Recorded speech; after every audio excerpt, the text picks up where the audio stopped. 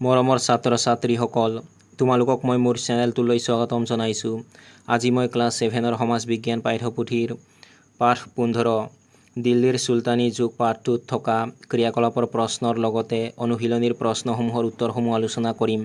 গতিকে তোমালোকে ভিডিঅ'টো প্ৰথমৰ পৰা শেষলৈকে চাবা। পৃষ্ঠা নম্বৰ 140ত দিয়া ক্ৰিয়াকলাপৰ প্ৰথম প্ৰশ্নটো হৈছে চুলতানী আমোলত কি কি ধাতু ব্যৱহাৰ হৈছিল? তোমালোকে উত্তৰত লিখিবা চুলতানী আমোলত সোণ, ৰূপ আৰু তামৰ ধাতু ব্যৱহাৰ হৈছিল। নেক্সট প্ৰশ্নটো হৈছে তোমালোকে সময়ে সময়ে বাতৰি কাকতত তুগলকী সিদ্ধান্ত বোলা বাক্যাংশ দেখিছানে?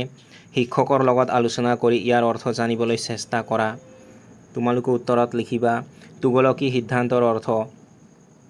এই বাক্যাংশটো কোনো নেতা বা চৰকাৰে লোৱা খৰখেদা, স্বেচ্ছাচাৰী বা অবাস্তৱিক সিদ্ধান্তক বৰ্ণনা কৰিবলৈ ব্যৱহাৰ কৰা হয়, যিটোক প্ৰায়ে স্বৈৰাচাৰী বুলি গণ্য কৰা হয় আৰু অংশীদাৰসকলৰ সৈতে সঠিক পৰিকল্পনা বা পৰামৰ্শৰ অভাৱত বিশৃংখলতা বা জনসাধাৰণৰ দুৰ্দশাৰ সৃষ্টি হয়।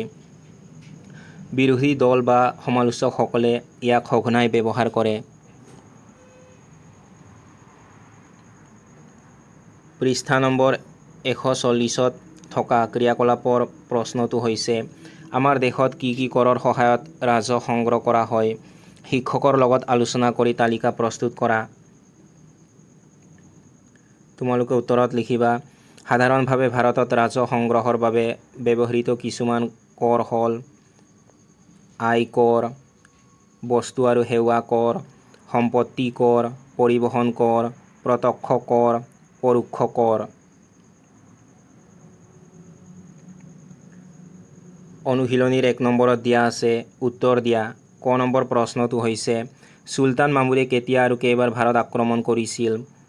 তোমালোকে উত্তৰত লিখিবা চুলতান মামুৰে আনুমানিক 1000 খ্ৰীষ্টাব্দৰ পৰা 1027 খ্ৰীষ্টাব্দৰ ভিতৰত মুঠতে 17 বাৰ ভাৰত আক্ৰমণ কৰিছিল।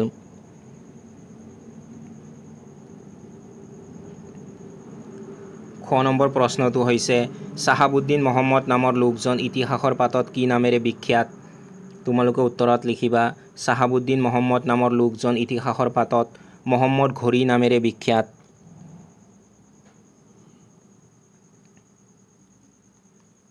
গ নম্বৰ প্ৰশ্নটো হৈছে তৰাইনৰ প্ৰথম আৰু দ্বিতীয় যুদ্ধ কেতিয়া আৰু কাৰ কাৰ মাজত হৈছিল?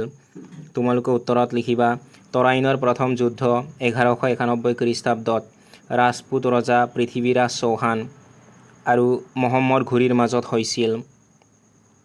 তৰাইনৰ দ্বিতীয় যুদ্ধ 1192 খ্ৰীষ্টাব্দত পৃথ্বীৰাজ চৌহান আৰু মহম্মদ ঘোৰীৰ মাজত হৈছিল।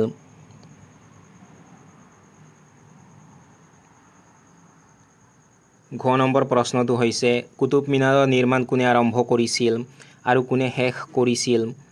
তোমালোকে উত্তৰত লিখিবা কুতুব মিনাৰৰ নিৰ্মাণ কুতুবুদ্দিন আইবাকে আৰম্ভ কৰিছিল আৰু ইলতুৎমিছে শেষ কৰিছিল। ঙ নম্বৰ প্ৰশ্নটো হৈছে চুলতানী যুগৰ প্ৰধানমন্ত্ৰী আৰু তেওঁৰ দপ্তৰক কি বোলা হৈছিল?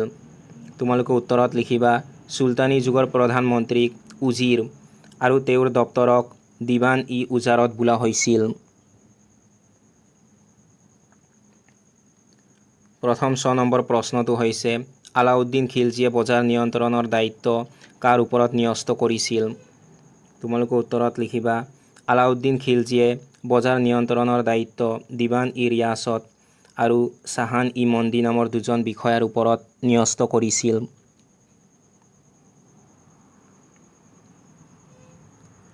দ্বিতীয় 6 নম্বৰ প্ৰশ্নটো হৈছে ইক্তা কি? তোমালোকে উত্তৰত লিখিবা দাস, খিলজী আৰু তুগলক বংশৰ চুলতানসকলে শাসনৰ সুবিধাৰ বাবে সাম্ৰাজ্যৰ বিভিন্ন অঞ্চল কিছুমান ভাগত ভাগ কৰিছিল। এই অঞ্চলবোৰক ইক্তা বোলা হৈছিল।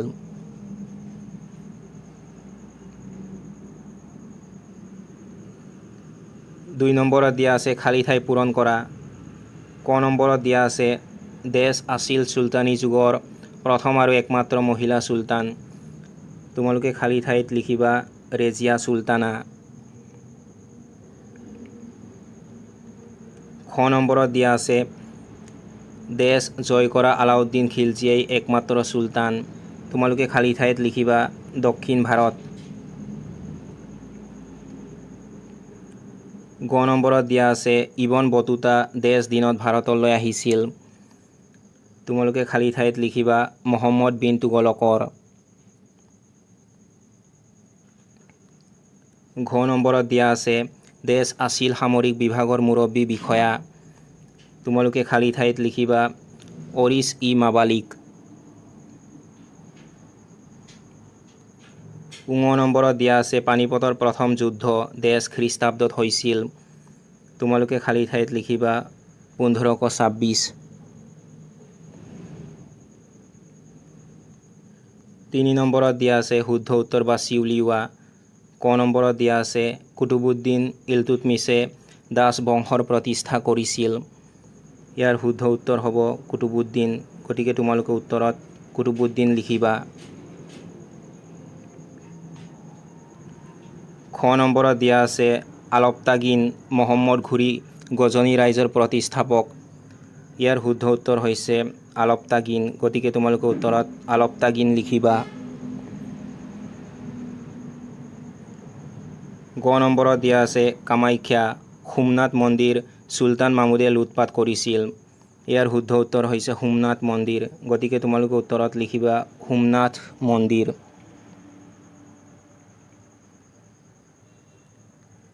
ঘ নম্বৰত দিয়া আছে বাহালুল লোদী ইব্ৰাহিম লোদী চুলতানী যুগৰ শেষ চুলতান। ইয়াৰ শুদ্ধ উত্তৰ হৈছে ইব্ৰাহিম লোদী। গতিকে তোমালোকে উত্তৰত লিখিবা ইব্ৰাহিম লোদী।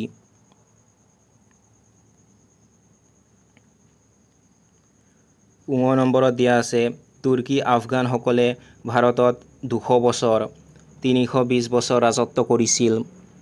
ইয়াৰ শুদ্ধ উত্তৰ হৈছে 320 বছৰ।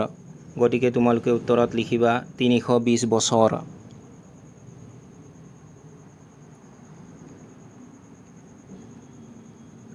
4 নম্বৰ প্ৰশ্নটো হৈছে চুলতানী শাসনকালৰ ৰাজবংশ কেইটাৰ নাম ক্ৰমানুসাৰে লিখা।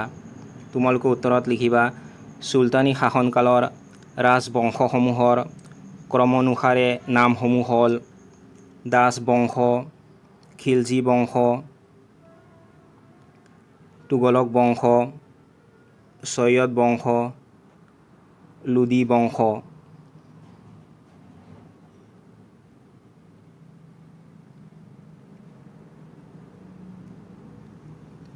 5 নম্বৰ প্ৰশ্নটো হৈছে কামৰূপৰ ৰজা পৃথু আৰু কুতুবুদ্দিনৰ সেনাপতি বখতিয়াৰ খিলজীৰ সংঘৰ্ষৰ কাৰণ কি আছিল?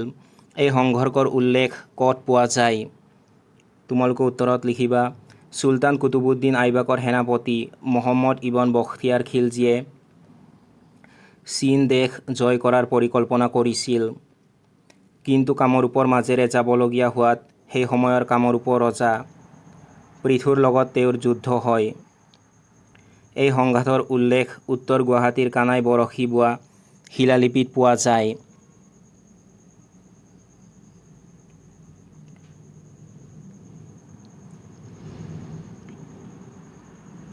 6 নম্বৰ প্ৰশ্নটো হৈছে চুলতানী আমোলত প্ৰচলিত 3টা কৰৰ নাম লিখা। তোমালোকে উত্তৰত লিখিবা চুলতানী আমোলত প্ৰচলিত 3টা কৰ হ'ল উৎপন্ন শস্যৰ ওপৰত দিব লগা কৰ, গৰু ম'হৰ ওপৰত দিবলগীয়া কৰ আৰু ঘৰ বাৰীৰ ওপৰত দিবলগীয়া কৰ।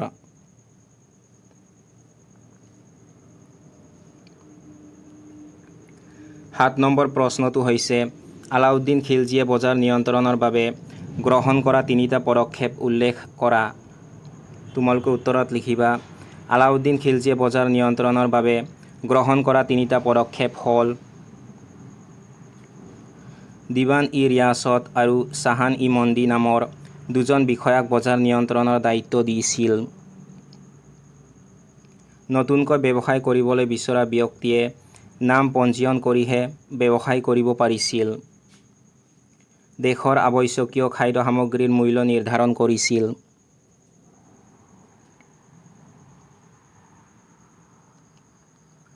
আঠ নম্বৰ প্ৰশ্নটো হৈছে চুলতানী যুগৰ 3টা স্মৃতি চিহ্নৰ নাম উল্লেখ কৰা। তোমালোকে উত্তৰত লিখিবা কুতুব মিনাৰ, আলাই দৰৱাজা, বেগমপুৰী মছজিদ।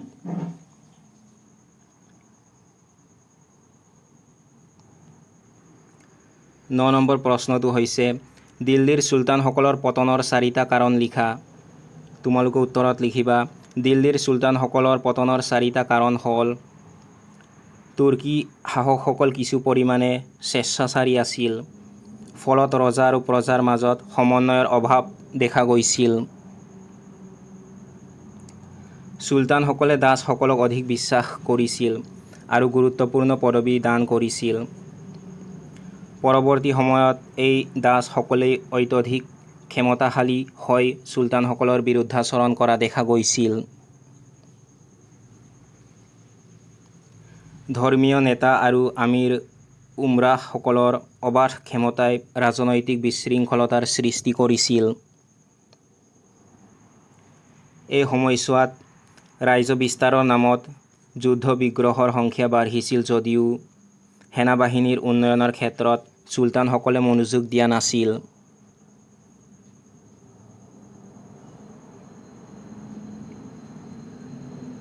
দহ নম্বৰ প্ৰশ্নটো হৈছে চুলতান ফিৰোজ শ্বাহ তুগলকে স্থাপন কৰা চহৰকেইখনৰ নাম লিখা।